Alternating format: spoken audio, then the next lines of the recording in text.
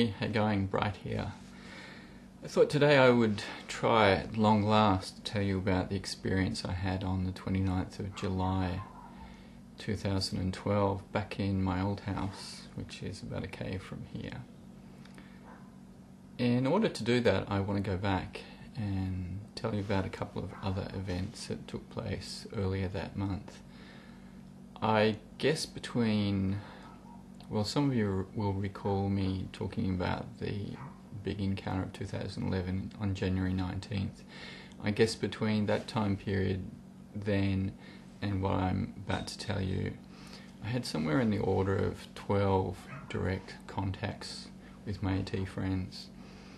Now, some of them were face-to-face. A couple took place while I was driving home from work or other places that I was driving back from. Most of them took place in the evening. A couple took place during the day. And I think there are a couple in there that I actually wasn't aware of. So I don't include those in the numbers. As I said, I've developed this ability to be more conscious of these encounters in the last 5 years. And I think that's in part due to the ETs allowing me to be conscious. But that doesn't mean that I necessarily remember everything straight away. There's a whole bunch of processes going on here. One is the ability to remain conscious during an encounter. The other is the ability to remember consciously as soon as the encounter's over. And as I've said many times before, there are a lot of other things going on here, and one is the ETs have this ability they can do lots of different things, but one is they can prevent memories being formed, full stop, in the brain. So you may have an encounter and have no conscious memory or even awareness of it.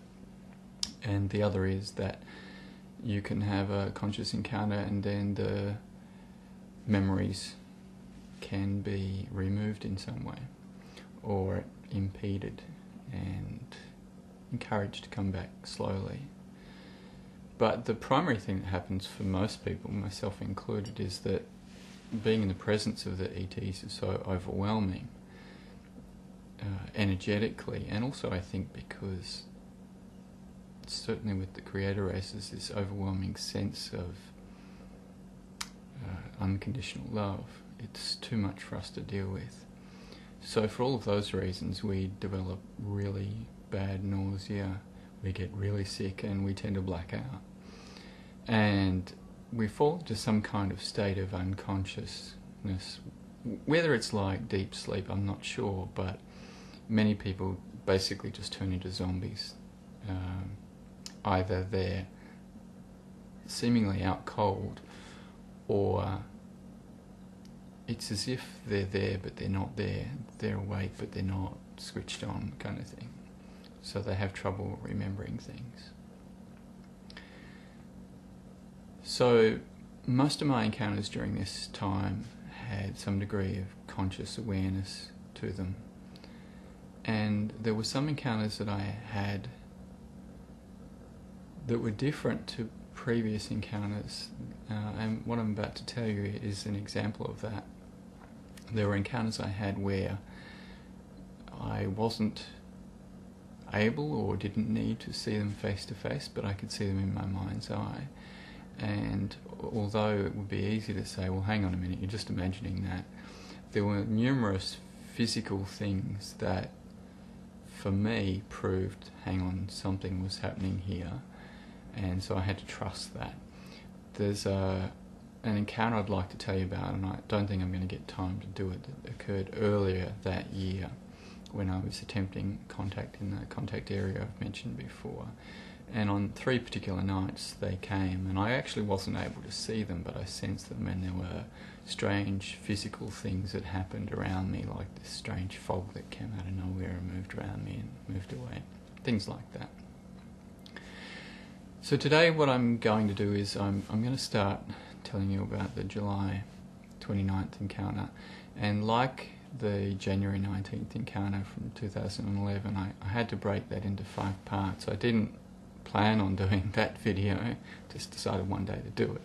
I've been putting it off for ages. So it was chunked into 5 parts, and I know it was fairly long to watch the whole thing. And if I'm going to do any justice to this, I have to do the same kind of thing. I have to chunk this. So this is going to be probably, I don't know, maybe a 5-part kind of series. But really it's one video. So if you want to get maximum benefit out of understanding the experience, I know they're long and I'm sometimes tedious and difficult to listen to, but it's best for you to listen to the whole lot, and that way it will make sense as well. If you just go to one video, you'll only get part of the picture and it won't really give you the depth that you need to understand what happened, I think.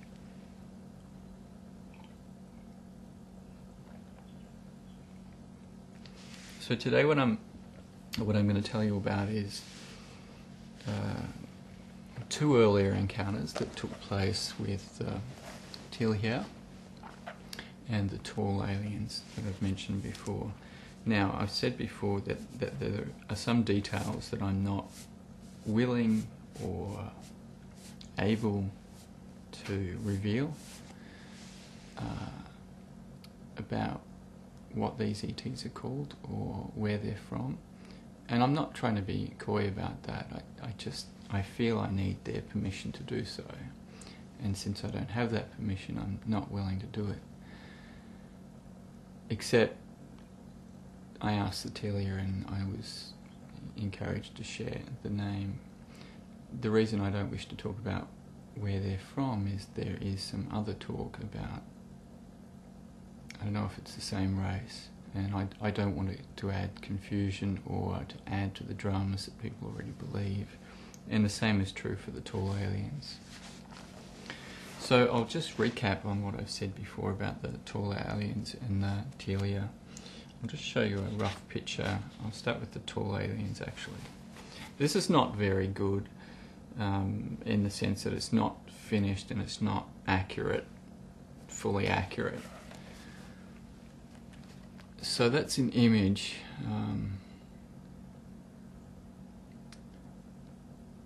that my friend who worked with Earth-based ETs did, and she was trying to draw these beings without putting in what she already knew about them, and she's had lifelong contact with these ETs as well. These particular guys are between 14 and 15 foot tall.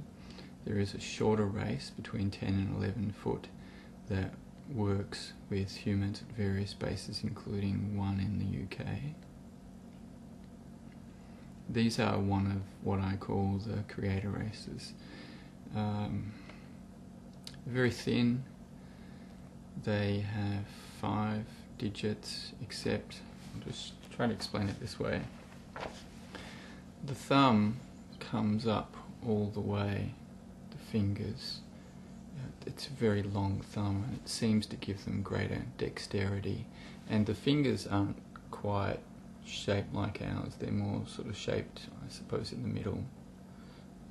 They're very long hands. So that's, as I said in the previous video about the creator races, I don't want to get hung up on how they look, but I thought I should give you just an introduction. So they're very tall, and if you look at the eyes there, if you look at our eyes, you know, we have this white cornea, and they have, I don't even know if you call it a cornea, but they have this vibrant blue colour that's sort of flecked with these different colours. It's kind of, the closest approximation will be like a lapis lazuli. I know that sounds very new age, but I can't think of another kind of blue to describe it. It has this sort of yellowy, goldy flecks through it. So their eyes are very vibrant and very eye-catching. Excuse the pun. In the sense that when you look at them, you can't not be drawn into the eyes. And the other thing that I felt with a lot of the ETs, but particularly these guys in the Teal'hia, when you look into their eyes, there is a really strong sense of you're coming home. And I think, now that I've had more time to think about it, I think it is because they realise their own divinity. They realise that they are God, that all parts of the universe are God. They realise their true nature. They carry that in everything that they are, and you connect with that. I mean, people say the eyes are the window to the soul. In a very real sense, it feels like that with them, like you are connecting to God, like you are connecting to the source. So it's a very powerful experience to look into their eyes. The last time I had encounter with these guys was on board their craft in January 19th, 2011. In here, Mishka. Sorry, my cat. And before that, I'd had an interaction with them back in 2009 or 10? 2010, I think. They came one night to my backyard when I was out taking a leak in the middle of the night. I was totally naked, and I'd written about that experience before. And I've always found them to be extremely caring and kind. I don't like using words like benevolent and malevolent, but if we need to talk that way, then they're the epitome of benevolence and gentleness. And what's really unusual is that because they're so tall, in their presence you're always looking up, kind of craning your neck, but they do a lot of leaning over to try and make it easier for you. And I've seen them with the shorter aliens who are 3.5 to 5 foot, the different types, really leaning over. And they realise that they're a lot taller than everything else, so they try and make it easier for all the other beings that they interact with. But what's really funny, and I particularly noticed this in that encounter in my backyard, is because they're so big, one stride for them is huge to us, like 3 of our strides. And so one of them, I remember that night, had its hand on my back, and I think I was floating in this field that they walk on. It's only very small, but it's off the ground, and it's sort of like it's nudging me along, pushing me. Not rough, but in a gentle kind of way. It must be very difficult for them to walk slowly because they're so big. They must have infinite patience to be able to do that. They don't walk fast at the same time either. And I've seen them walking at their own pace. They walk incredibly fast compared to us, but when they're with other things, they slow that right down. So they just have this overarching, gentle, soothing kind of nature to them. And what I've found is that when I'm in distress, they do everything they can to soothe how I'm feeling and to try and create comfort and reassurance that everything will be okay. So that's them, and I must say that the Teal'hia are very similar. They're just, in terms of that nature, they're very similar. They're just different. They express that differently. So once again, this is not an entirely accurate drawing of the Teal'hia. Oh, I didn't explain that the tall aliens have very pale, very white skin. It's very, very soft. It's hard to imagine anything softer in terms of skin. Very soft. So this is the Teal'hia. And they have 4 digits, and if you were to look at, say, their feet, put their feet out, I don't know if you can see that, that's kind of how their feet look. They have, unlike our toes that sort of go from the biggest one down to the smallest, although our toes are aligned, this descending kind of thing, their toes have this sort of apex there and sort of this symmetry to them. So their feet are quite different, and their hands are similar. And their thumb isn't big, but it seems to have more dexterity. Both of these races have a lot of dexterity. We think we have it because we can do this, but somehow they seem to have more dexterity. And both races are extraordinarily thin. These guys are very thin. If I was to have one in front of me, I had the chance to measure this once in front of a door, they would be, I suppose you'd say,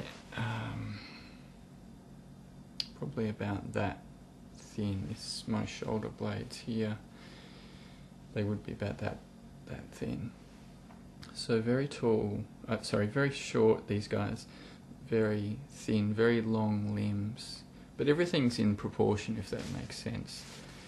About 3.5, 4 foot. There is variation between them, but I've seen more variation at certain times, like on certain craft. It seems that depending on what they're doing, there are certain types of them that are together. The ones that I've seen don't seem to have hair, and yet my friend, she has encountered them, the very same race, that have hair, and they seem to have this braided hair at the back. I didn't encounter that, and I've had many different encounters with them, and I'm not aware of that, but I am aware that they're like the Teal'hians. They're a very ancient race, so they're probably widespread, and I would expect there may well be variations like that. For me to assume this is all that they are, for any race really, would probably be wrong. I guess what we see is representatives of a race. It would be like if we sent people to another planet. We had a black man, a red-skinned man, a yellow man, a white man, or we had one of them, and we had a fat lady in there, and we said, this is our race. Well, that really wouldn't represent the diversity and the variety of the human race. And the same is true when we see these guys. Although it's probably true that they have, they're more sort of homogeneous in a way, that their evolution takes them to a certain point where they become very similar. They also seem to have differences, and I think maybe those differences relate to whether or not they've spread out and gone to different planets, or are functioning in different ways, doing different things. I don't really understand it, but I know there is variation, but I haven't really seen a great deal of variation with these guys. So just in terms of their general nature, the Teal'hia, if you saw them, you would think they were children. They look very playful. They can move slow, as in everything they do is very considered, but they can also move just like a child, with lots of energy. And what I've found about them is they care immensely about all life, and so do the Teal'hians. But these guys seem to go to extraordinary lengths to make sure that when you're with them and you're conscious, you're comfortable and you have all that you need. And they're willing to share anything with you, and they do try very hard to ease any pain that you might experience. Now, of course, I suppose that's different for anybody who doesn't have full conscious awareness. And if you wake up in the middle of an experience, or you regain some kind of consciousness in the middle of the experience, and you're seeing these beings doing things to you, that's probably very alarming, especially if you're not somebody who can remain calm easily. So I'm quite sure that people would interpret what I've experienced quite differently, but my experience is that if you look at the nature of these two races, both creator races, that they are very caring, benevolent, I suppose we would say, very compassionate, very considerate, and ultimately very old and very wise. And the thing that I haven't said before that I should really reinforce is that particularly the creator races, they have billions of years of development behind them. And for many of them that means countless millions of years of experience in first contact and in contact with civilizations that are afraid, essentially afraid of anything different. And so they know what works best, and they know different strategies to try. Now, not every human being requires the same approach, and they're aware of that. But then some races do require the same approach, and some races don't. And I suppose there may be races they could go to and just reveal themselves outright without any fear of how individuals will respond. But they know we're different and they can't do that with us. And even for people who believe that they are entirely open to having contact, they know that people physically can't deal with their presence easily. So they have all these different strategies for interacting with us. And I guess that's the physical approach. I know people talk about them interacting in lots of other ways, in dreams and all the rest of it. I'm not so sure that as much of that is as real as we think it is, particularly the dream part. But yes, I agree they can interact with us through meaningful synchronicities and orchestrating certain events, times, people, places to fall into our life, all that kind of thing. So they seem to understand most individuals and what works best for most individuals. They also know that some individuals will never be really open to contact, and some will never really be open to face-to-face contact, so they allow them to see them in their craft and other kinds of things. Now, I'm just talking about two races. I can't talk about all the different views of other races, and I'm not even trying to talk about their views. I'm just talking about what I've learned about how they approach contact. So always remember they have a great deal of experience in this whole thing, in this whole phenomenon. They've watched humans right from the beginning. As I've said before, these were two of the four races who created many parts of our solar system, created our Earth, and seeded life here, and have constantly intervened. So they know us pretty well.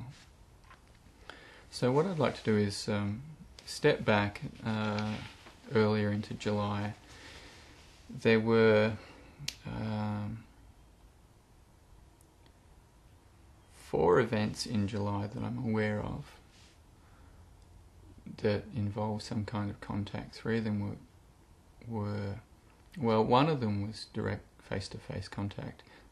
The other 2 involved their presence being there, but I wasn't able to see them in the conventional sense. The other event involved a very strange interaction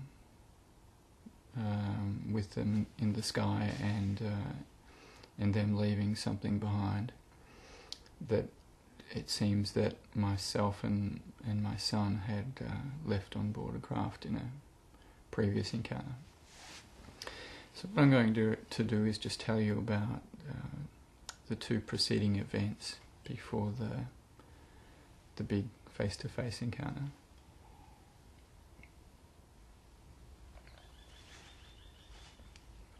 So on July 20th, I woke up. It was 2:40 a.m. I went to the toilet. I usually get up several times in the night because I've got one kidney and I have to go to the toilet and feel like I'm just a pee machine sometimes. And I went straight back to bed, and I had this strong sensation that my friends were here. And I didn't open my eyes, but I just allowed myself to see. I sometimes have this experience that I can see things anywhere, really. But I just have to still my mind and allow myself to see it. And I could see two Teal'hia, and they were coming up our backyard, the old house. And we have a long yard, probably about 100 metres long, full of bush. And they were about halfway up, and they were walking up slowly. And when you see them, you can't tell they're walking on a field, this energetic field that I told you about before, which seems to be because they don't want to hurt anything. It seems to be a layer they create, sort of a compassionate act, I guess, so that they don't walk on anything, any of the small life. But you can't tell that unless you're up close and you look closely at them. So they seem to be walking up. I can't see any light, nothing, I can't see any field. But they're walking up, and they walk up slowly, and they begin walking to the left, and then they walk around, and there are stairs coming up from the garden area to our house and barbecue area behind it. So they walk up to the left, and I have a chair next to the barbecue which I like to sit on a lot, and they stop at the chair at the top of the stairs, and then they walk just a few more meters, and there's my bedroom window. And so I'm looking at this all in my mind. My eyes are still closed. I'm lying in bed. And then they walk through the window. There was a large window. Takes up most of that wall side. It's about 7 foot tall, about 10 foot wide. They just walk through the window and come out at the end of the bed. And then they walk around the end of the bed, and they're right next to me on where I'm sleeping on the left. And I start to talk to them. Actually, I started talking to them before they came through, but I talked to them again, and I asked them why they're here, if I need to wake up, get up. And they say they're here just to give me a checkup of sorts. They seem to do this on a fairly regular basis, so this was another checkup. And they said to me that I could go back to sleep if I wanted, or I could stay awake, but there was nothing I needed to be awake for. And I was really, really tired. I'd had a couple of difficult nights sleeping, and so I wanted my sleep. So I said to them that was fine, and I basically let go, and I could see them moving over to my back. They were going to do something with my back, and then I went to sleep. Later I wondered if, because my largest tumour is actually on the left, on my back where my old kidney was, I wondered if they were interacting with it somehow. I'm not sure. Maybe they were simply, they've done this before, putting their hands in or on and just assessing the size of the tumour. I'm not sure exactly what they were doing, but it was some kind of health checkup. So that was that encounter, and yeah, there was nothing too out of the ordinary, except this was probably the 5th time, I think, that I'd had this experience of closing my eyes and seeing that they were there. Although I've done it before with my eyes open, it just takes more concentration. It's literally like opening your mind's eye, and an image opens up. There are times when I'm not sure if this is real, and things happen that seem to validate that. So on this particular night, it was just a very strong felt sense of their presence.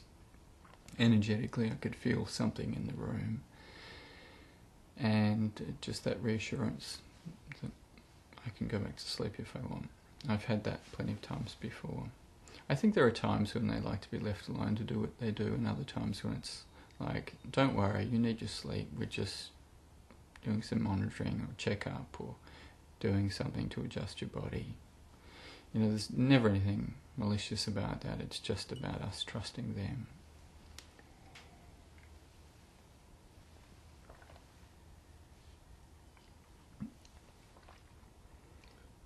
So the second event took place on the 23rd, 3 days later, and I got up to go for a pee, checked the time, it was 3:14 a.m. I went back to bed and I heard this very strong, clear voice in my head. And I don't hear voices, you know, I have to make contact to hear anything back, but I don't, voices don't just pop out in my head out of the blue. The few times that this does happen, it usually links to some physical event. I worked with a lot of people with schizophrenia, and they can't distinguish those voices from real voices. It's not like that. And I went through a lot of processes to validate this for myself, because I wasn't going to readily buy into this kind of thing. So on this particular night, I hear this voice. It's a very soothing, gentle voice. It sounds like a very familiar voice. And it says to me, the layers of time will shift when you are ready to begin. And I was very comforted with that. And I sensed there was more, but for some reason I didn't need to hear anymore. It's as if that provided me with a really deep comfort. Now, I don't know if that was related to some of the journeying work I'd been doing, looking at different timelines. Well, think of that as a metaphor. Looking at different potential futures for myself, a collective future. I was having contact with somebody in a distant future. I don't know if it related to that or if it related to something else, but there was just a deep comfort, reassurance in hearing that statement. And I felt really happy just hearing that phrase, like maybe I'd had some doubt. I had stopped doing it as well. I had stopped the process for a while. I hadn't done it for several months. And I felt I should just leave it alone. I should just continue to meditate and do the other things I do and forget all of that stuff. So that had quite an impact on me. And I lay in bed and I kept my eyes closed. I was tired, but not so tired as I felt I needed to go straight back to sleep. But I know if I'm awake for any length of time, then I'm sort of so awake I can't get back to sleep. So I was conscious of not staying too awake, but not letting myself go to sleep either. And so once again I just had this very strong sense that they were here. So I was looking in my mind's eye, and once again I could see beings in the backyard. They're about 2/3 of the way down, and there were 3 Teal'hia and 2 of the tall aliens. And they're quite a contrast next to one another, you know, one is under 4 foot and the other is close to 15 foot. So it really stands out when you see that visually. It's kind of like this, it's just quite a strange image to see. So that really got my attention. And so I focused my attention on that. I didn't hear any more of that voice. Although, as I said, I had the sense initially that there was more to be said, but it's like some part of me decided to shut that out. I'd heard what I needed to hear. So I'm watching this image, and they come up slowly, and then they start to spread out about 50 meters down, and they walk in different directions, and they start doing different things. Some of them start, I won't tell you what all the individual beings were doing because it was quite a protracted process. It probably took more than 20 minutes, everything that they did. So I'm going to give you a nuts and bolts summary of that. They seem to go to the corners of our property, and basically the big guys headed towards the front, and the little guys spent most of the time in the back, although it wasn't hard and fast like that. And the little guys each went to the corner of the property, and they were putting their hands on the ground, and just putting their hands on the ground for a couple of minutes, as in connecting, feeling-wise, connecting with the ground, doing something. And then they also came over to my vegetable garden, put their hands over the garden like this, and the tall guys were touching trees on the way up.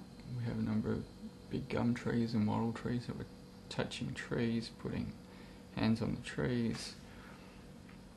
And then the tall guys went to the side, they did the same there. They also put their hands on the ground where my outdoor chair is, where I like to sit. They put their hands on the ground right where I put my feet.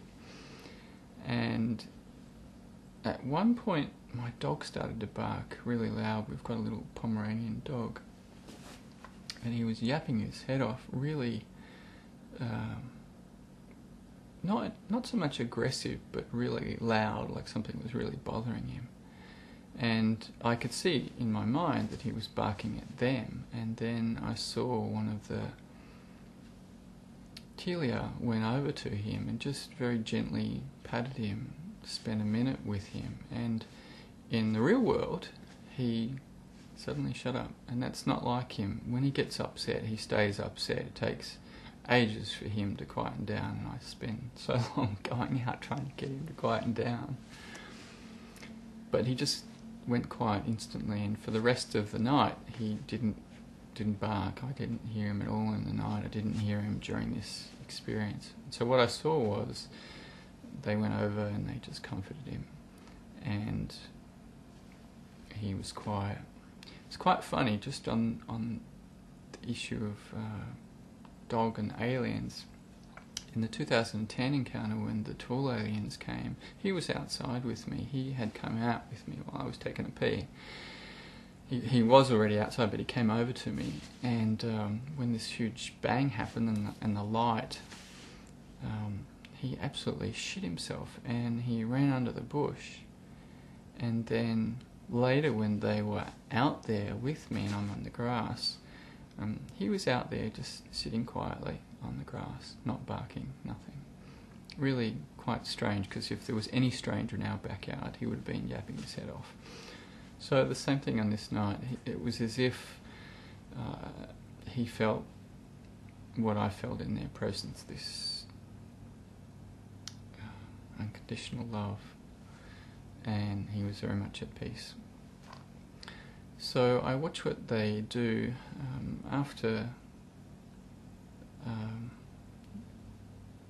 they leave him and things go quiet.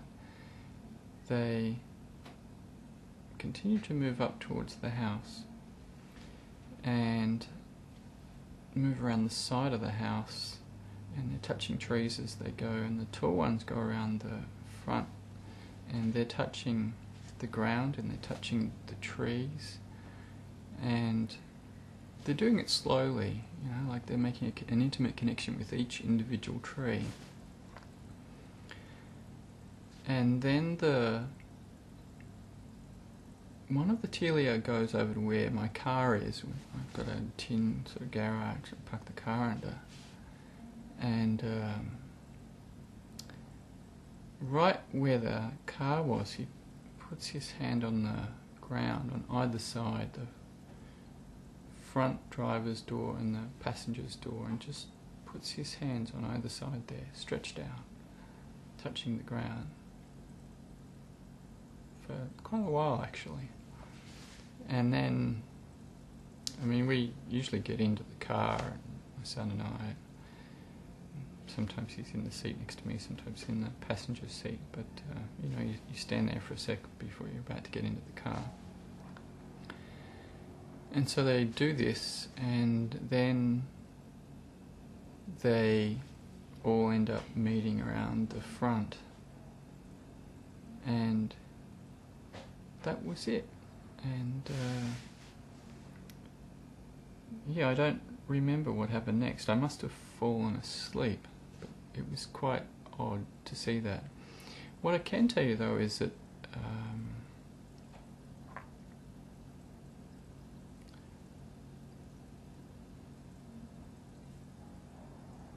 before I went to sleep that night, there was I've sometimes, although I've had a few experiences where I've seen these balls of light, and I've got a video called The Luminous Ones, just an early crappy one of some of the things that I photographed. I spent a long time trying to document this phenomenon, and my friend and my ex-wife would see them regularly and have this whole other experience with them. It's another video. But I didn't necessarily buy into the whole orb phenomenon the way that other people did. So I would occasionally have this experience well after the time that I'd actually seen large balls of light, where I'd see these small things at the corner of my eye, these lights. And I wouldn't pay any attention to it. I sort of, maybe that was something, maybe it wasn't. And I had taken more than 100,000 photographs to try and get into this phenomenon, understand this ball of light phenomenon, this orb phenomenon, whatever people want to call it, beings of light. And although I went through a period of believing we were actually talking about an intelligent consciousness here, I kind of changed my mind down the track when I found ways to disprove myself and disprove. Sorry about that, I ran out of space. Yeah, I tried really hard to disprove this whole phenomenon after I found evidence that some of what I believed might have been real wasn't. I didn't want to buy into it if it was false. But I was having these odd experiences of seeing something out of the corner of my eye that sounded a hell of a lot like what my ex would tell me she would see. So on this particular night, I noticed when I was going to sleep that I saw a very strong light next to the window actually, and it was like a small ball of light, but there was kind of a radiance sort of coming out of it. And when I woke up that morning to go to the toilet in the middle of the night, I also thought I saw something very similar. So it seems that these experiences are often bordered with or contained with these other phenomenon on either side of them. And I'm not sure whether the balls of light, these particular balls of light are natural earth-based phenomenon, or maybe a phenomenon that's spread throughout the universe, but this intelligent consciousness, or whether or not this is something directly connected with the ETs. I think these particular instances are directly connected with the ETs, and I've had other experiences before where at the time strange things happen, like exploding balls of light, and it's obvious something happened, and later on I find out that yes, there was a full-blown encounter in there, and a couple of these encounters I had with my son, and we had evidence to back up that something really weird happened. And when we went back, we discovered that after these initial balls of light, like there's one experience that we had where a red pinky ball fell from the sky and just exploded, and I was in fact facing the other way. I'm always talking about taking a pee, but I was taking a pee right in the middle of nowhere. And this light flashed past me, and he saw the whole thing. So when we went back into the experience and we looked at that particular sequence, what we discovered independently was that we had both seen this white ball of light zap past us, well, not zap, slowly move past us, move about 50 meters in front of us, and then come back, and then it opened up into like a wider field, and then the ETs appeared. So sometimes I think what we're seeing is, I don't think it's a consciousness per se. I think we're seeing a mechanism for the ETs to move around, but also it's more than that. It's as if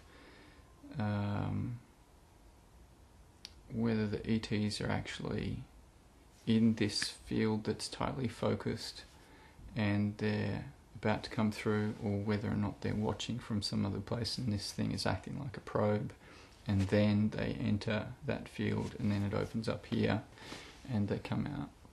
Sometimes I think it's that, and on this particular occasion I think it may have been like that. But I'm not sure. It may well have just been monitoring me as well.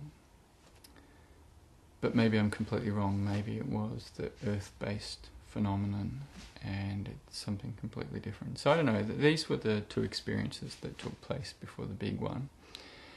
What was interesting about that last one was the way that our dog reacted. And as I walked around the property the next day as well, there was a certain kind of palpable difference in the, it's going to sound really corny, but in the energy of the place. It was quite discernible to me. And it was as if they had done something, they had altered something. I suppose if you were to look at it analytically and say, well, what were they doing? I'm not really sure, but I think in some way they were both implanting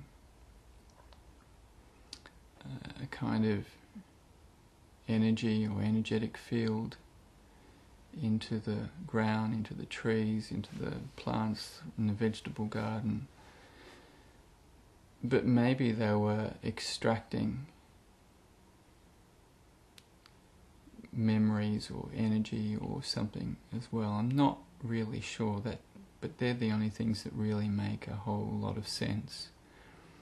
Why they didn't come and I didn't have a full face-to-face conscious encounter with them or an onboard encounter, I'm not sure.